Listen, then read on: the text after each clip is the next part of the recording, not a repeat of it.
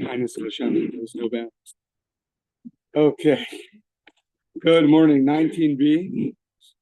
So about all these things that are preventative, if you don't do them, then your mincha is not good. So last thing we spoke about was we had these verses about where you bring the sacrifice. Was it before Hashem facing the west or in front of the altar facing the south?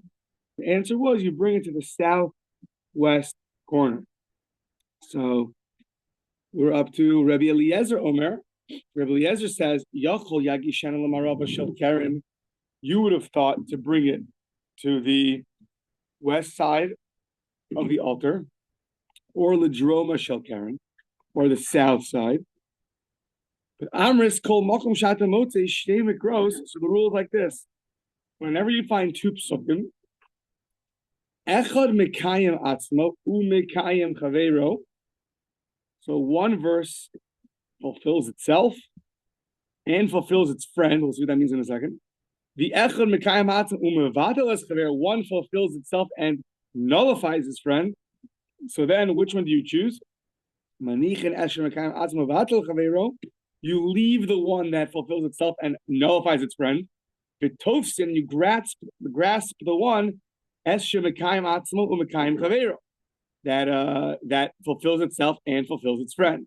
So now let's see what that means practically. Kishata Omer Lifnei Hashem B'Mariv, when it says you should be in front of Hashem in the west, bring the mincha offering in front of Hashem in the west. Batalta El Pinem Mizbeach B'Darom. You've nullified the other verse that says to bring it to the face of the altar in the south. However, Sha'ata Omer El Pnem Mizbeach B'Darom, when you say that it should be brought to the south, Kayamta Lifnei Hashem. Somehow you have fulfilled the verse of bringing it Lifnei Hashem. So when it says it in the west, you've nullified the south. When it says it in the south, you fulfilled the west.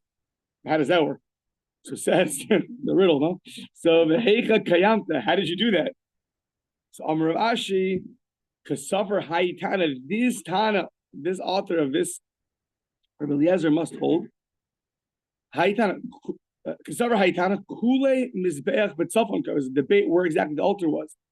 If the entire altar is in the north, and then you're bringing it to the base of the altar, which is to the south, but if the altar is all the way to the north, so then the ramp is okay.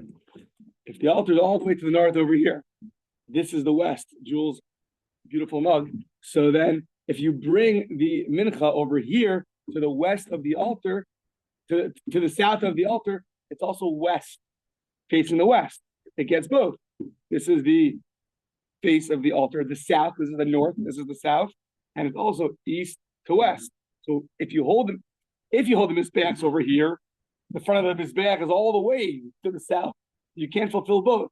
But if you hold it all the way to the north, so then right here, also right here, the face of the altar, the south of the altar will also fulfill the west Lifnei Hashem, corresponding to the entrance of the Holy of Holies.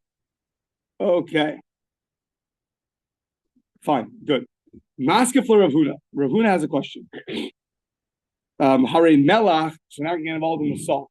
So salt is also a requirement for, I don't know if it's every single mincha or all the minchas offerings. So a lot of offerings have salt. I don't want to say 100% every single one, but definitely a lot of them have salt. So Maskef Rav Huna, Hare melach lo kana b'kram. We said before, anytime something is repeated, that's what causes it to be essential. Well, melach lo kana b'kram u'me'akfubei. Salt was not repeated, and yet salt is essential. How do I know? The Tanya bris melach olam. Next page. Who should hey bris?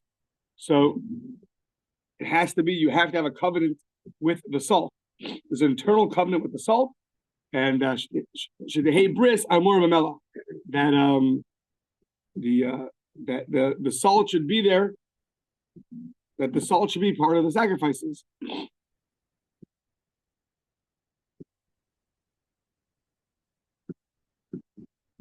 Divrei Rabbi Yehuda. That's Rabbi Yehuda says. So Rabbi Shimon Omer Nemar Kan Bris Melech Olam Who V'Nemar Lahalan Bris Kahunas Olam.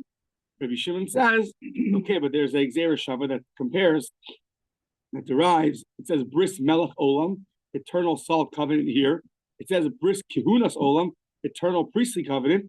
So kishem she'iyah shar lekarbanos below kahuna, kach iyah shar lekarbanos below melech. Just like you have a sacrifice that cannot be without kohanim, they need the kohanim. So too, they need the salt. So according to this, the Gzeira Shava teaches us that we need salt. Okay. Amar of Yosef. Rav Kitana Didon Sfirle. Rav Yosef says that Rav who held before that whenever the Torah repeats itself, it's essential. Whenever the mincha offering repeats itself, it's essential. That was the beginning of the previous day's page. So says Rav Yosef, Amar Rav Kitana Didon Sfirle. The Amar Lo Malach Kasher. Rav must go like our author of our Mishnah, that if you didn't salt it, it's going to be kosher, because Rav held that only if it repeats itself is it essential. That must be like our Mishnah, which I believe explicitly stated, which said, below Malach, our Mishnah said if you don't salt it, you should salt it. If you don't salt it, post facto, it's still going to be good. So Rav that said that only things that are repeated in the mincha sacrifice are essential will agree to our Mishnah that the salt is not repeated, and therefore it's not essential. And if you don't do it, it's still valid. So Amrle Abaye says, hold on. Abaye says, if that's true, that if the not salting is valid, and when our Mishnah says not salting, it means not salting at all. Well, yitzak nami, well, yitzak klal. So this is the first part of that Gemara. Well, then if you don't pour the oil, when it says don't pour oil, it should mean don't pour oil at all. And that we prove is incorrect. Don't pour oil in the Mishnah meant don't pour oil by a non-Kohen. That's all it meant. But of course, you have to pour the oil. So, but if Rav is right, so Abai is asking, once you said do not salt means do not salt at all. Maybe say do not put the oil on means do not put the oil on at all. And we rejected that. So, what do we say? Lo yitzak Kohen elazar. Oil has to be with a Kohen. And if it's not done with a Kohen and rather with a non-Kohen, it's still going to be valid.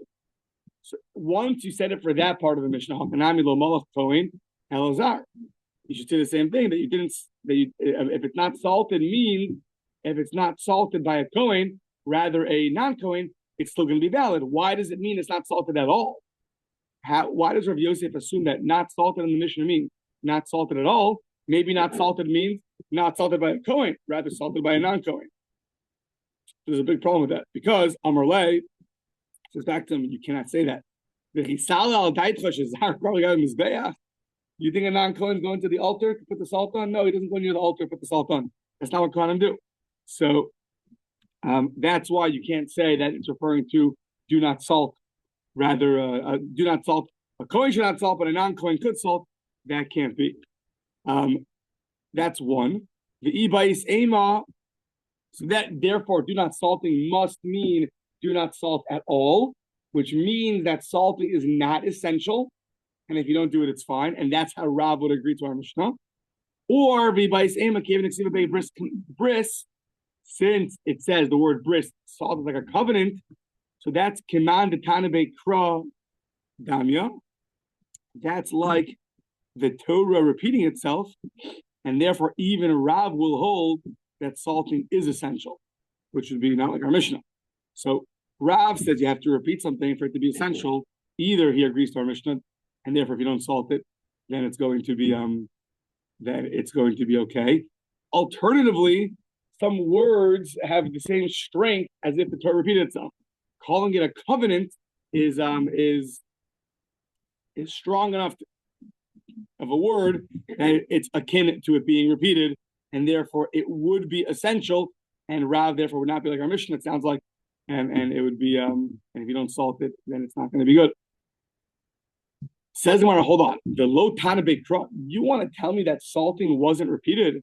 What do you mean? At the end of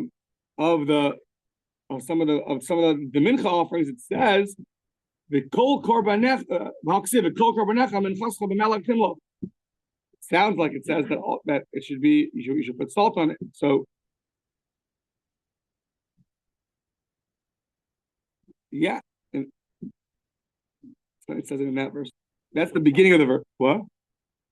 Every mincha will be salted.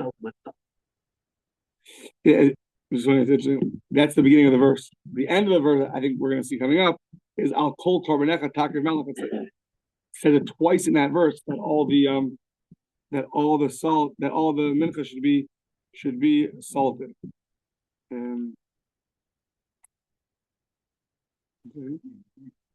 Yeah. Okay. So now.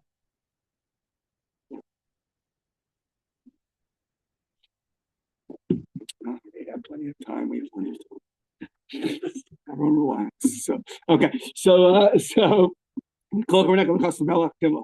says the Gemara, no, that verse is not open to teach us the fact that it was repeated. Rather, we use it for something else. What do we use it for? Okay,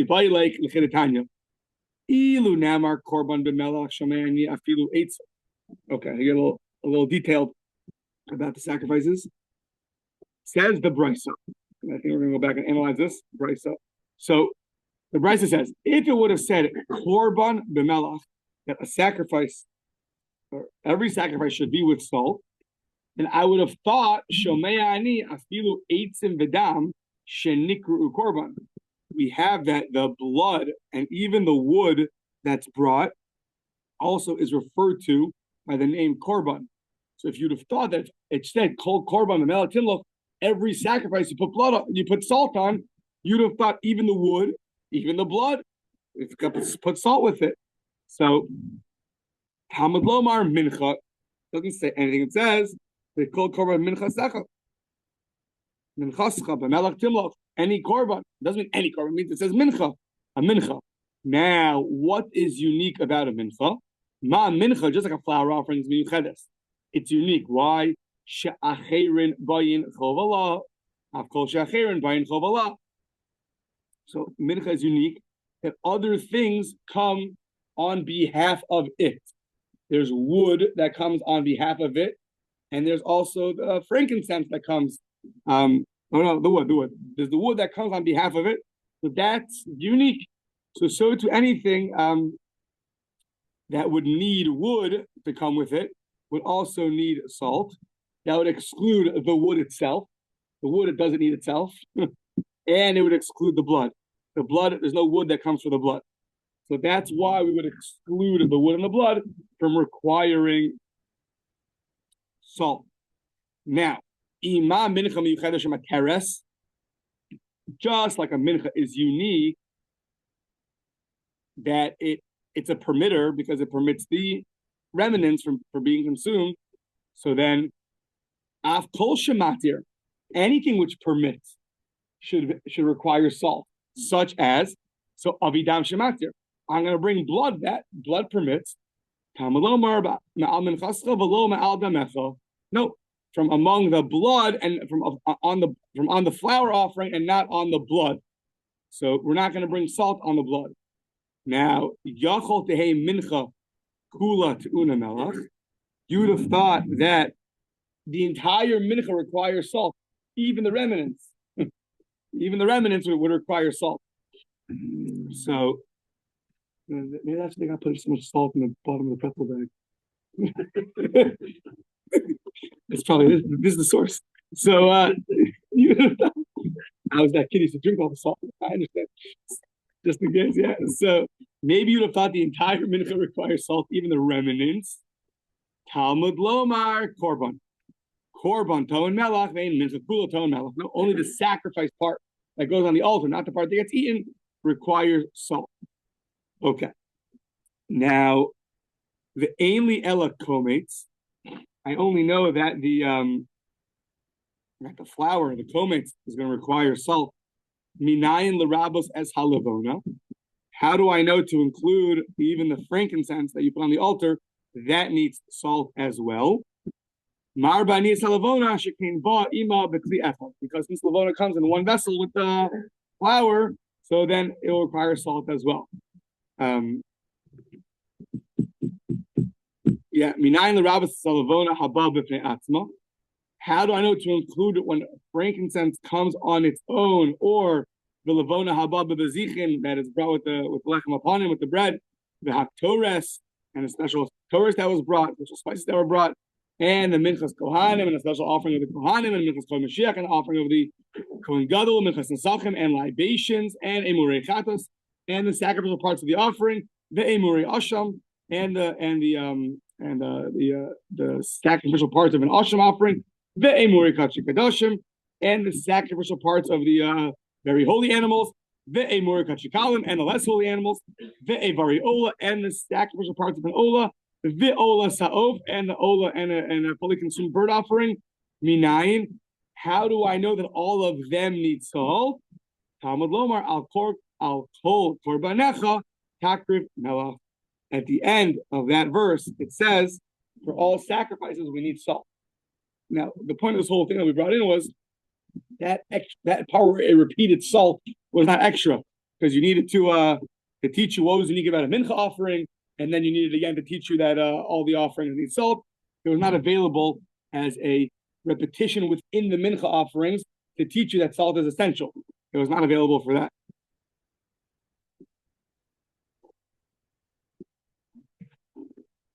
Okay, so now we're going to go back to this brisa and point out a little bit of a problem, and then fix the problem. So, Amar Mar, Ein li alakomates, in the beginning of the brisa we said, or in the middle of the brisa we said, Ein li alakomates, that the salt only comes with the flour. Then we said, Minayin lerabos esalavona. How do I know to include even that it comes with the frankincense? So we say, Mar bani esalavona shkin boima, but we said that lavona, it comes in one vessel with the flour, and therefore it's against salt too. Okay, but the problem is in that brisa, what did we say? We said that a mincha is unique, that other things come for it, such as the wood comes specifically for the flour offering. So since the wood comes specifically for the flour offering, so it sounds like only for the flour and not for the frankincense. However, the other part of the brisa sounded like, since the frankincense is in one vessel with the flour, it'll get salt as well. So that's our internal difficulty with this brisa. So, Hachi Kamar, this is how you read the brisa. Ema korban klal umincha prat. This is what we thought. We know there's a rule called klal prat, that when the Torah says something in a general way, and then says something specific, the specific qualifies the general statement. So, Hachi Kamar, Ema korban klal umincha prat. So, korban, it said, the kol korbanecha, every korban, and then it said minchaska, and then it specified, not every korban, a mincha. So that's what we originally thought, and therefore, klalu prat ein bechlal ela masha beprat. That the only thing included in the word korban, sacrifice, is a mincha. Mincha in media chrini lo. Only mincha, nothing else. And then what happened? The end of the brisa told us Hadar Amar al kol korbanecha. The end of the verse, which the brisa used at the end, but the end of the verse says, on any sacrifice you should bring salt. What is that? That's called a klal uprat uklal. That's a general statement with a specific statement in the middle, with a general statement at the end. That's called a klal, general, prat, specific, klal, general. So what does that teach you? Chazer v'klal, klal uprat uklal.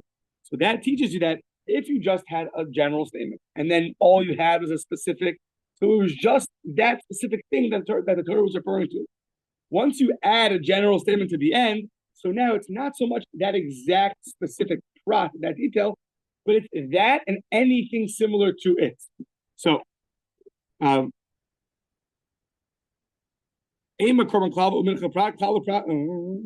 sorry.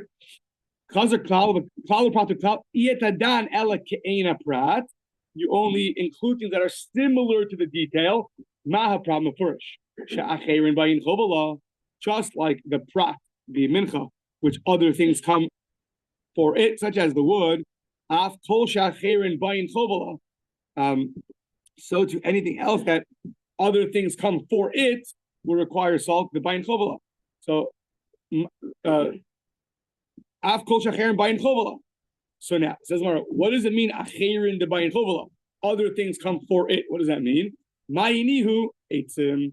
It's referring to the wood.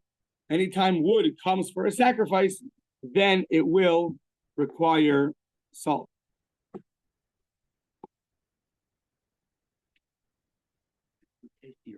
That's right. 1 second. Yeah. Okay. So now, now says the Gemara. Yeah. So Ema, you should say that the Ema Levona, maybe the other thing that comes with it. Yeah, these Ema Levona, maybe it's a question meaning maybe the frankincense comes for the salt and not the wood. That's the question.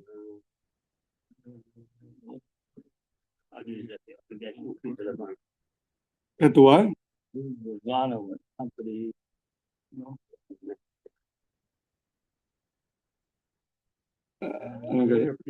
Maybe the Levona, what? Maybe why do you say that the wood accompanies the mincha? Maybe the Levona is what accompanies it, right? Okay, fine. The icy dam, and if that's true, then it just means anything which accompanies something. It doesn't mean specifically wood. So the icy dam, the ika nisachim. So therefore, if that would be true, you would include blood because when you have blood, so you also have nisachim, libations, wine and oil that come with it. So wine and oil come with the blood, so you should put salt with the blood too, because it's just something that other things come with it. If it's not going to be wood, it just means anything that comes with it. Then when you bring blood, you have libations that are oil and wine. They're going to come with it as well. So why don't we say that? We say, no, nisachim b'hada emurin hu da'asu. Libations don't come for the blood. Libations come for the sacrificial parts of the offering. And therefore, you wouldn't bring it with the blood. My time, that's true. What's the reasoning that the libations come for the sacrificial offerings? Because it says, achila v'shtia. The Torah says, achila v'shtia. So eating and drinking. So eating is the sacrificial parts of the offering. The altar will consume it. The altar will drink what? Will drink the wine as the libations. So, okay. Says Gemara, Adarabba, kapara v'simcha. No, say the opposite. That really they come for the sake of the blood, because the blood causes sadness in a certain way, because the blood's coming to atone for a sin. Even though atonement is happy, but the idea of the sin is, so to speak, sad for heaven, for Hashem, for the altar. It's a level of sadness. However, wine comes, Purim's coming in Pesach. So wine comes, and that, so to speak, is a sign of joy. Rashi says, for Hashem, so to speak, and for people. And after the sadness, you have happiness. So,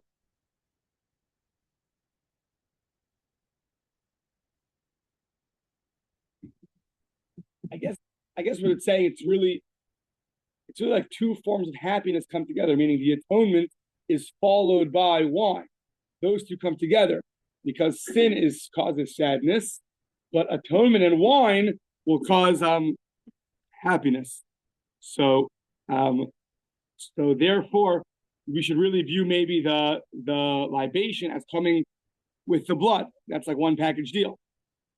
So Ela levona bayim b'kli echad, nisachin ein bayim b'kli echad. But really only the frankincense is coming with the flour. Therefore, that's going to get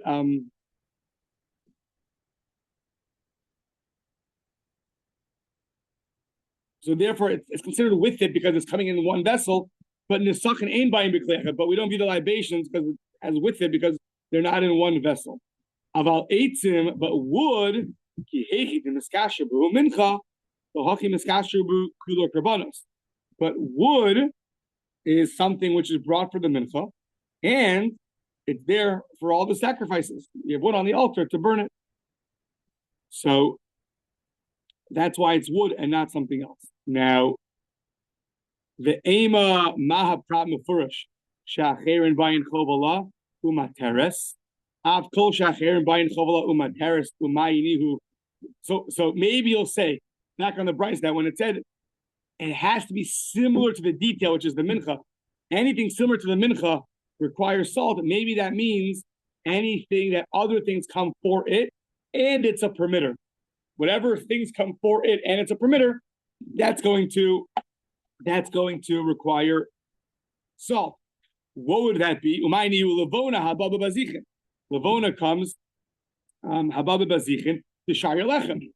By the bread, by lechem by the 12 breads, 2 stacks of 6, the frankincense comes and permits the bread. Aval midiachilo, but something else should not get salt. So to that the Gemara says no.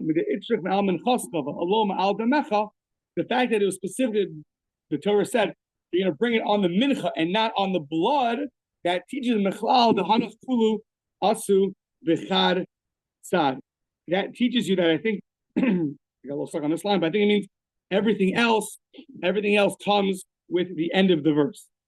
From the fact that the beginning of the verse said only on the mincha and not on the blood, so therefore we know that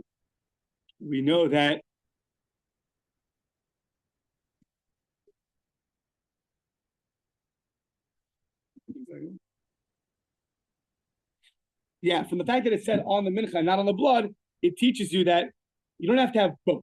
You don't have to have both things coming with it and it being a permitter. Because if the Torah wanted to teach you that, it would have said from upon the blood you should put the salt. But instead it said from upon the mincha to teach you that as long as you have one of the criteria, such as other things come for it, like the wood comes for it, such a thing will require salt. Okay. Continuing to analyze this brisa. It says on your mincha and not on your blood. Maybe say that you're going to put salt on the mincha and not on the limbs. Why did you choose to exclude the blood and not to exclude the limbs? Meaning, I think the sacrificial parts of the offering, right? Those are really included, not excluded. Why? Why did you choose blood to exclude it, and not the sacrificial parts of the offering? So one of these, right? You have 2 things. What gets included? The one that's more similar. Then you bring another similarity. No, this one has more similarities, right? So mistavra evarim havale rebuye. You should really include, like we do. We exclude blood and we include the limbs that require salt. All those sacrificial parts of the animals that we said at the end of the bride. So why? Shekain achirin or ashban tamei siman. Okay, now a lot of similarities. So here we go. Shekain achirin bayin chovala. Other things come on behalf of it, of the sacrificial parts, and not blood. Kamosa. Ishim kamosa. It gets put up on the altar and burnt, totally consumed. As opposed to blood. Blood doesn't get fully consumed, it just gets sprinkled on and then trickles down, right? So Bachutz kamosa, that this is only done outside on the outer altar, but blood sometimes is brought on the inner altar. No sar kamosa, if you leave it over, so then that's a violation of no sar. There's no nosar by the blood. You can't leave it over, but it's not called nosar. Tuma kamosa, they both have impurity, become impure. Me'ila kamosa, there's me'ila, there's a misuse. But for the blood, once you bring the blood, now things are permitted. There's a point of permission. Once that's true, there's no longer me'ila. So one second. Yeah.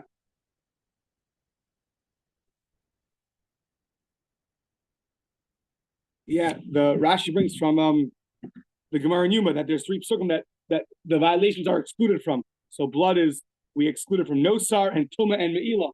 All those violations are all excluded by blood. So this has all these three things: nosar, tuma, and meila. All so that's why when we have to include something similar, we're going to include a mincha and exclude blood, but include sacrificial parts of the offering because it has so many more similarities to the mincha offering. Next page. Adrabah, dam haverubuye. You should include blood. Why? Shekain matir kamosa, because blood, like the flour offering, are both permitters. Also, nifsal b'shkia sachama kamosa. It also becomes invalidated with shkia, that you can't do it anymore at nighttime. And there are other parts of the animals that you could do at nighttime, like the sacrificial parts, and you burn them at nighttime. So at the end of the day, though, hanach nefishin, it's more comparable, the sacrificial parts of the animal, to the flour offering than blood, and therefore that's included. That requires salt, and the blood does not require salt. Amar Mar, Shomean yafilu eitzim b'dam sheniku korban. It says in the Bryce over there that we include wood and blood. That's called the korban. So you would have thought, man shamis amar eitzim korban. Who says that wood's called a korban? Rebbe. So the Rebbe, that since they're called a korban, so according to Rebbe, we wanted to know if it requires salt. So the Tanya korban milamichem is nadim eitzim. It says korban, which teaches you can offer wood up as a sacrifice. The kama shnei gzirin. How much? Two cuts. I don't know exactly how much that is. 2 cuts of wood. V'cheinu omer v'hagorlos hipalnu al korban ha'eitzim. And there was lotteries that were done on the korban ha'eitzim. It says in Nehemiah. So we see it calls the wood a korban. So Rebbe Amar, eitzim korban, eitzim korban minchahin, utu'unin melach, utu'unin agasha. Rebbe is the novel opinion that because it's called a korban, it will require salt. It's called a korban mincha, so the wood will require salt and needs to be brought up on the altar. Okay, that's not there. Not bad, huh?